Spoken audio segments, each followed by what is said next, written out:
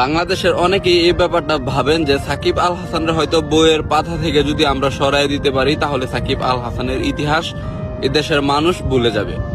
অনেকে ভাবেন সিলেটের স্টেডিয়ামের দেয়াল থেকে যদি সাকিবের ব্যানারটা নামায় দেই তাহলে সাকিব আল হাসানের হয়তো আর কেউ মনে করবে না।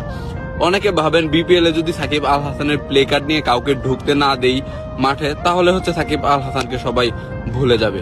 আপনাদেরকে একটা তথ্য দিই, কিশোরগঞ্জ জেলার তারাইল উপজেলাতে এই কিছুদিন আগে শীতে যেহেতু এই short pitch night cricket tournament হয়, সেখানে একটা দল নেওয়া হয় এবং ওই দলের নাম থাকে সাকিব 75 এক্সপ্রেস।